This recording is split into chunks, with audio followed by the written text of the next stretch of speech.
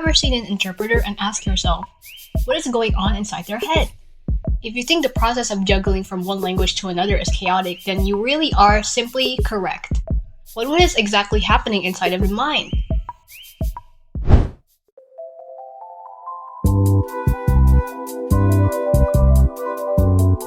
What is interpreting?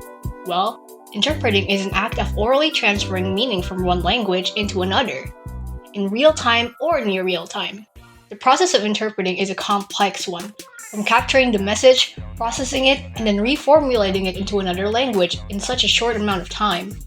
The whole system requires concentration, but what exactly is happening inside an interpreter's mind in the process? An interpreter's brain works in 3 different stages: active listening, processing, and message delivery. The process starts with active listening, where the interpreter would listen to understand the speaker's meaning, intention, and structure.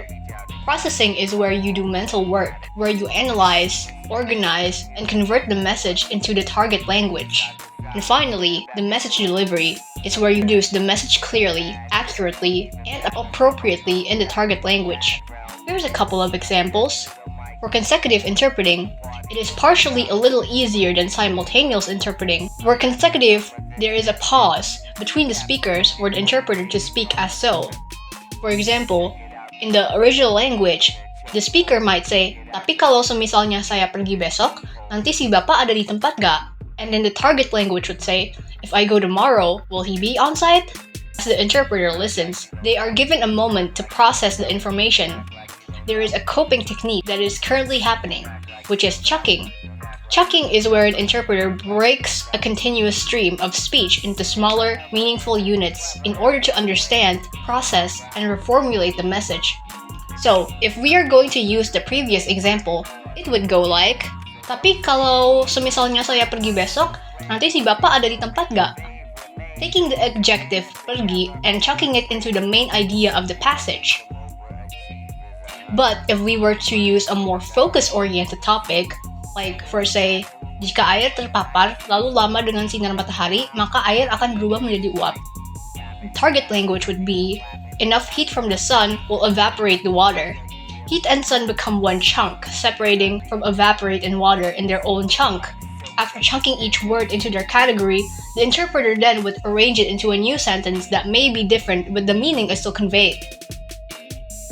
Well, what happened with simultaneous interpreting?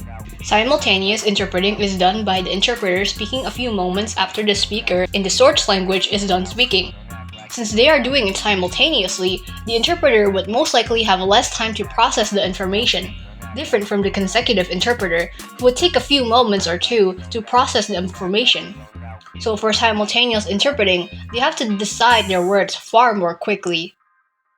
There are other coping techniques to use other than chunking, such as outlining where, instead of grouping the sentence, the outline of the sentence are identified. Outlining is often used in consecutive interpreting, but even so, outlining and chunking often work together. There are many ways to cope while interpreting, but one that is sure is to stay calm and focus. So, interpreting doesn't have to be done word by word. It is more important to get to the point conveyed rather than having the sentence translated perfectly. And so, to improve the mental process, training is very important for thinking skills and to focus to overcome pressure you'd face when performing interpreting. Hope this video brings your attention and good luck on your interpreting journey.